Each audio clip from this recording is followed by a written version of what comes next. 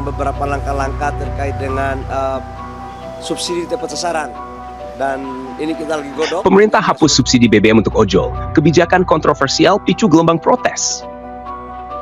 Jakarta Amateur News.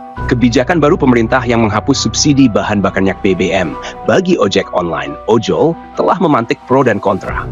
Menteri Energi dan Sumber Daya Mineral SDM, Bahlil Lahadalia, menegaskan bahwa subsidi BBM kini hanya diperuntukkan bagi kendaraan berplat kuning seperti angkutan umum.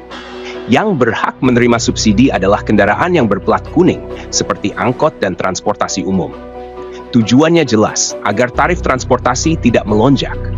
Kalau kendaraan plat hitam ingin subsidi, ubah ke plat kuning, ujar Bahlil Jumat 29 November 2024. Bahlil berpendapat bahwa ojol termasuk kategori bisnis pribadi, dan mayoritas pengemudinya dianggap mampu secara ekonomi karena memiliki kendaraan pribadi. Masa yang seperti ini harus disubsidi? Kita perlu menghitung dengan bijak, tambahnya. Namun, keputusan ini memicu gelombang kritik tajam, terutama dari kalangan legislatif dan pelaku usaha mikro. Kebijakan yang tidak berpihak pada rakyat kecil. Anggota Komisi FIS DPR RI, Amin Ak, secara tegas menolak kebijakan ini. Menurutnya, ojek online adalah bagian dari usaha mikro yang sangat bergantung pada subsidi BBM untuk menekan biaya operasional. Pengemudi ojol adalah pelaku usaha mikro yang menjual jasa transportasi. Mereka pantas mendapatkan bantuan. Melarang mereka menggunakan BBM bersubsidi sama saja membebani mereka dengan biaya tambahan yang tidak sebanding dengan penghasilannya, ujar Amin. Merujuk data terbaru, jumlah pengemudi ojol di Indonesia mencapai sekitar 4 juta orang. Dengan rata-rata pendapatan di bawah 3,5 juta rupiah per bulan, banyak pengemudi yang harus bekerja hingga 12 jam sehari tanpa libur.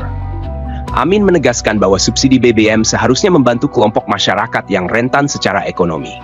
Menghilangkan subsidi bagi pengemudi ojol tidak hanya tidak adil, tetapi juga menunjukkan ketidakpedulian terhadap mereka yang berkontribusi besar dalam menopang ekonomi rakyat kecil, katanya. Ancaman gelombang demonstrasi. Gelombang protes pun mulai menggema. Ketua Umum Garda Indonesia, Igun Wicaksono, menyebut kebijakan ini sebagai langkah yang tidak masuk akal. Menurutnya, ojol merupakan bagian penting dari transportasi publik, meskipun secara teknis menggunakan kendaraan pribadi. Pernyataan bahwa ojol tidak berhak mendapatkan subsidi BBM adalah hal yang tidak dapat kami terima.